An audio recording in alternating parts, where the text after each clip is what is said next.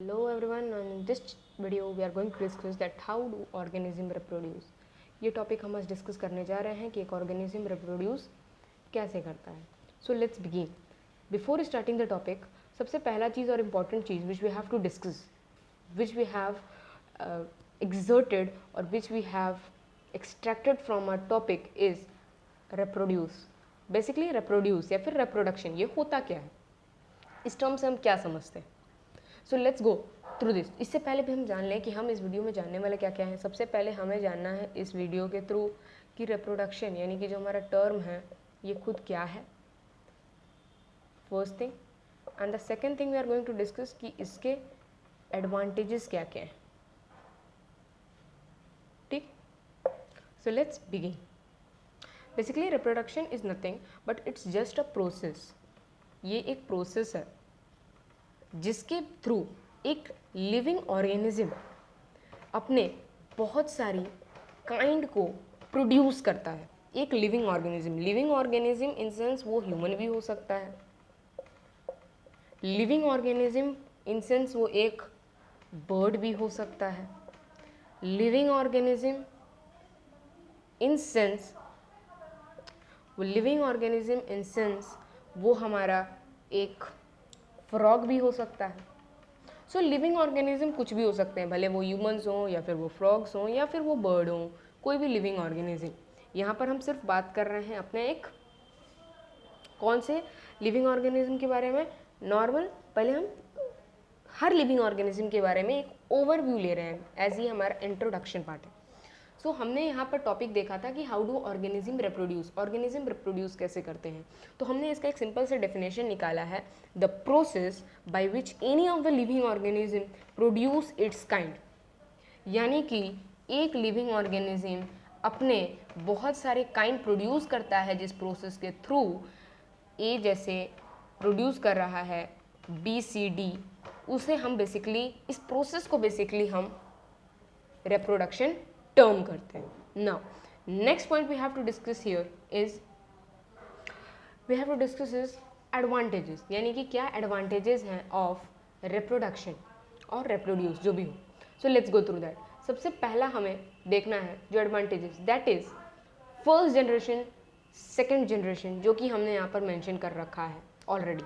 इससे हम क्या मतलब कर रहे हैं, बेसिकली ये एक मीन है. इट इज़ अ मीन, क्या चीज़ का, ऑफ सेल्फ परप्यूटेशन. एक सेल्फ परप्यूटेशन का बेसिकली एक ये मीन होता है. सेल्फ परप्यूटेशन का एक ये मीन होता है इन विच एक जनरेशन, एक जिसके मदद से जो फर्स्ट जनरेशन होती है वो सेकंड जनरेशन को बर्थ देती है या फिर सेकंड जनरेशन को प्रोड्यूस करती है. For example, this is you are produced by your mother and father.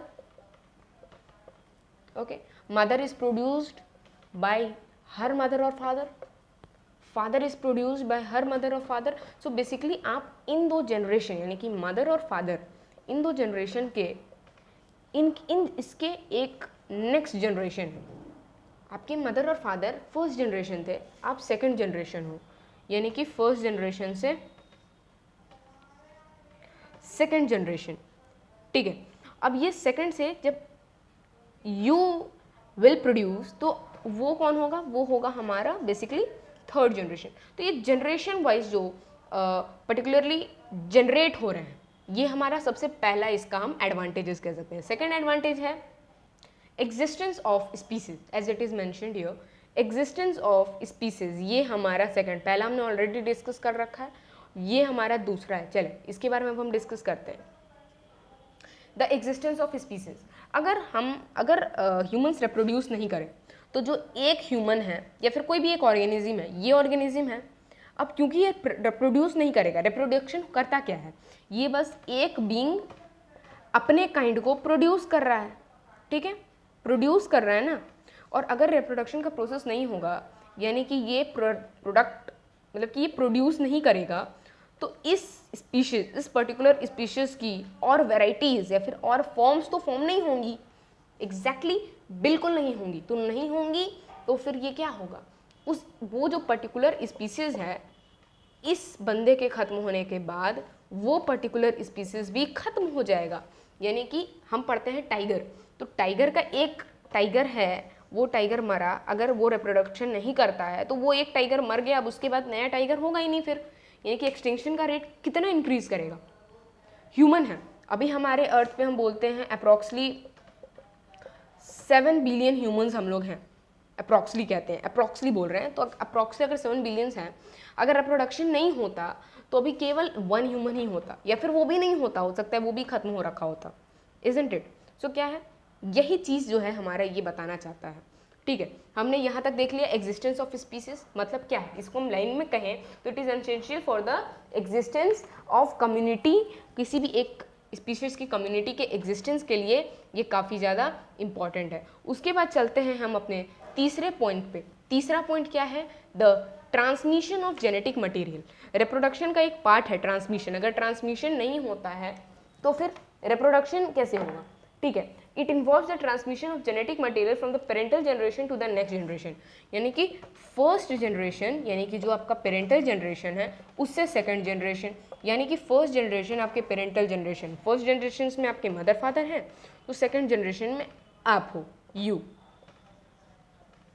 फिर थर्ड जनरेशन में आपके कुछ आपसे लिए हुए कुछ जेनेटिक मटेरियल या फिर बोल सकते हो जेनेटिक मटेरियलिस्टिक्स से आपका जो थर्ड जनरेशन होने वाला फॉर्म है वो होगा।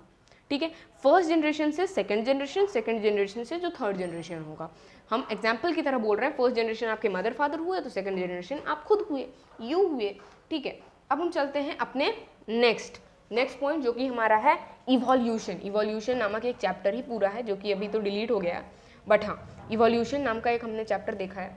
इवोल्यूशन क्या है, it also plays an important role in evolution by transmitting favourable variation from one generation to another. एक फेवरेबल क्या होता है, बेसिकली ये क्या होता है, एक इंपॉर्टेंट रोल करता है इवोल्यूशन में भी। कैसे, क्योंकि ये ट्रांसमिट करता है कुछ फेवरेबल वेरिएशन को, मतलब फर्स्ट जनरेशन से सेकंड जनरेशन में कुछ वेरी फेवरेबल या फिर कुछ फेवरेबल वेरिएशंस भी एक जनरेशन से दूसरे जनरेशन पे आएंगी। जैसे कि अगर इसको अपार्ट छोड़ दें तो हम देखते हैं कि एक ट्रेडिशन है, उसको हमारा फर्स्ट जनरेशन यानी कि मान के चलो मदर फादर फॉलो कर रहे हैं, तो they will guide us to follow that. अब हमने भी करा तो वो ट्रेडिशन हमने इंक्रीज़ करा, फिर हमने भी बोला अपने डॉटर सन्स को, उसने भी बोला, तो एक ट्रेडिशन भी फॉलो हो रहा है, एक इवोल्यूशन भी हो रहा है। सो इसका बहुत ज़्यादा एडवांटेजेस है। सो यहाँ पर हमारा एडवांटेजेस क्लियर हो गया है। तो हमने सबसे पहले देखा था कि how do organism reproduce, let's take a recap. Organism एक रिप्रोड्यूस कैसे करता है, काफ़ी इजी प्रोसेस था। रिप्रोडक्शन ऑफ ऑर्गेनिज्म कैसे होता है, उसके बाद हमने देखा था एडवांटेजेस, यानी कि पहला फर्स्ट जनरेशन, सेकंड जनरेशन, फिर स्पीसीज का एग्जिस्टेंस, फिर the transmission of genetic material, फिर इवोल्यूशन, यानी कि कुछ फेवरेबल वेरिएशन एक जनरेशन से दूसरे जनरेशन में ट्रांसमिट हो जाती है। तो ऐसे हमने अपने चारों advantages along with what is reproduction का मेन इंट्रोडक्शन पार्ट कर लिया है clear. And after that will see the fundamental of reproduction का फंडामेंटल और importance of variation in species हम डिस्कस करेंगे in our next video. Till then bye and great day.